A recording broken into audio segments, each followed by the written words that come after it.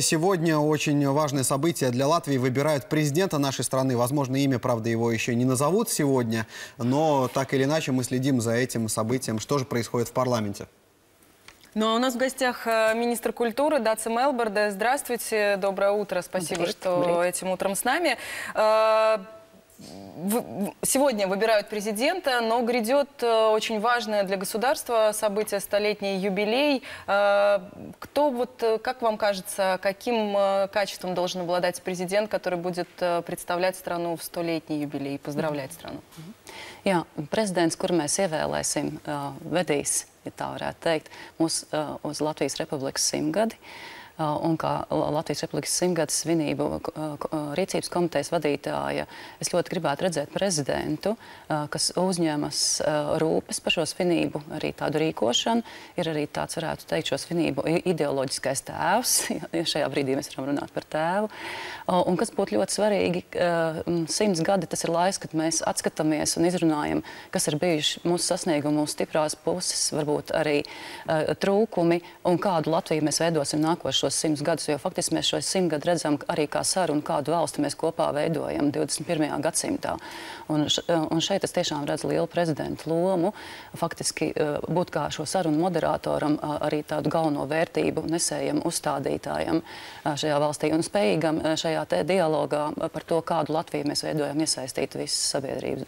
Я вкратце переведу. Президента госпожа Мелбарде хочет видеть такого, который возьмет на себя организационные вопросы, в том числе по организации мероприятия столетнего юбилея, станет, так сказать, идеологическим руководителем этого праздника и будет играть большую роль, потому что вот Латвия вступает в такой важный этап, столетний юбилей, и чтобы он был лидером и играл важную роль.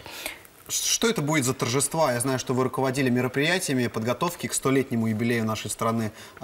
Прошла информация о том, что это будет просто праздник, довольно скромный. Так ли это? Šobrīd vēl darbs notiek pie Latvijas 100-gads programmas veidošanas. Mēs strādājam šobrīd pie tā, lai 100-gads programma sastāvētu no 5 pamatvirzieniem. Pirmkārt, tie ir svētki, kuros mēs gribam godināt un cildināt Latvijas valsts dibinātājus, runāt par personībām, kuras ir ieguldījušas savu zināšanas un savu deksmi Latvijas valsts idejas attīstībā, pēc tam arī vēlāk Latvijas valsts idejas aizstāvībā caur dažādiem grūtiem Latvijas vēsturiskajiem periodiem, Latvijas valsts atjaunošanā. Otrs būtisks virziens ir runāt par dažādiem Latvijas valsts veidošanās ceļiem. Tā skatā arī paskatīties, kā dažādos reģionos ir norisinājušies notikumi, kas ir ietekmējuši Latvijas valsts veidošanu. Piemēram, 2017. gadā mēs noteikti lielu uzmanību pievērsīsim Latgales kongresam, jo 100 gadus atpakaļ, 1917. gadā, Latgales kongresa pieņēma ļoti būtisku lēmumu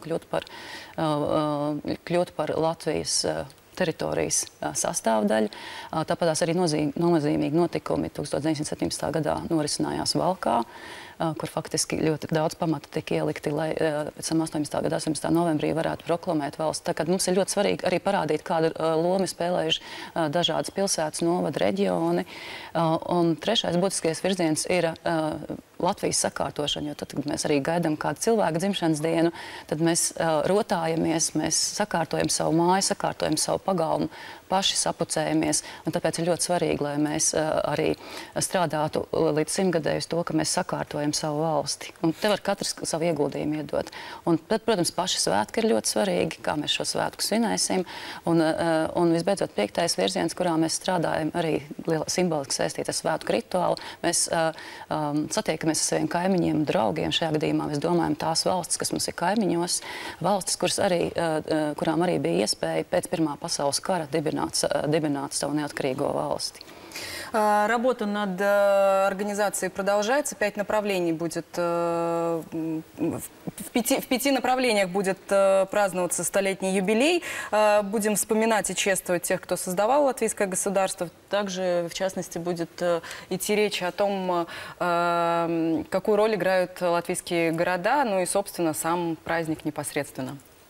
Госпожа Мелбарде, как вы считаете, следует ли развивать русские масс-медиа в Латвии или нет? Если следует, то в каком направлении? Pats būtiskākais ir Latvijas mediju satura konkurētspēja. Situācijā un laikā, kad cilvēki zina daudzas valodas, izšķirošais tomēr ir mediju satura atraktivitāte un tas, cik interesants ir šis saturs. Jo to mēs arī varam izsekot pēc tādām parādībām, kad diezgan daudz cilvēku, kur pamatvaloda ir latviešu valoda, izvēlas skatīties aizvien vairāk mēdījus citās valodās, kā iemeslu minot tas, ka tur ir interesantāks saturs. Tāpēc šajā gadījumā mums, domājot par Latvijas mediju politiku, vairāk rūp tieši satura kvalitāte, žurnālistikas kvalitāte, spēja piesaistīt auditoriju tieši ar interesantu cilvēkiem saistošu saturu. Un šeit diezin vai valoda ir izšķirošā, no tāda viedokļa skatoties. Bet, protams, ja mēs runājam par krievu un latviešu medijiem, tad mums vajadzētu paturēt prātā to, ka mēs dzīvojam mazā kultūra telpā, mazā valodas telpā, un jebkura nepārdomāta un pārspīlēta mediju telpas paplašināšana krievvalodīgo mediju virzienā faktiski ir apdraudējums latviešu valodas un kultūra telpas pastāvēšanai. Un faktiski šobrīd, ja mēs analizējam mediju tirgu Latvijā, mēs redzam, ka Latvijā vairāk dominē ne latviešu valodā raidošie mediji. Līdz ar to mums ir primāri jādomā, kā mēs stiprinām latviešu valodā raidošos medijus un kā mēs ar interesantu saturu esam arī spējīgi piesaistīt mazākuma tautības cilvēkus, kas dzīvo Latvijā. Un, ja mēs analizējam latviešu valodas zināšanas, tad vairāk kā 80% Latvijā dzīvojušās mazākuma tautības zina latviešu valodu. Tas nozīmē, ka, ja ir interesants saturs, ja tas saturs, kas ir par viņiem, arī par viņu проблемам, arī par viņu valsti, par тем процессам, но в Эстонии ведь ситуация тоже аналогичная, но тем не менее в Эстонии создается русский канал, выделены государственные средства для того, чтобы говорить с русской аудиторией на их родном языке. Mēs esam arī interesējušies par Igaunijas pieredzi. Arī Igaunijā ļoti dažādi tiek vērtēts šis projekts, un faktiski mēs arī uzraugamies uz to kā pilotprojektu un sekosim līdzi, kāda ir Igaunijas kolēģu rezultāti. Es gribētu arī teikt to, ka mēs vienlaikus esam arī runājuši gan ar Igaunijas, gan ar Lietuvas kolēģiem par iespēju varbūt, ka Baltijas līmenī vai Eiropas līmenī domāt par to, kā strādāt ar interesantu saturu krievalodīgajiem, bet, diemžēl, šādu te atbalstu no mūsu kaimiņu valstīm mēs neguvām. Bet mana pārliecība ir tāda, ka, lai sasniegtu krievalodīgo auditoriju šeit mūsu valstīs, ir tomēr nepieciešama plašāka starptautiska sadarbība. Latvijas valsts ar tai pieejamiem resursiem diezin vai ir spējīga konkurēt šobrīd ar Krievijas retranslētiem medijiem, kuros tiek ieguldīti simtiem miljonu шobrīd. Ну, а если вы говорите, что сами говорите, что русская молодежь в большинстве своем хорошо владеет латышским языком, почему вы считаете, что русские средства массовой информации, русский язык угрожает латышскому все-таки?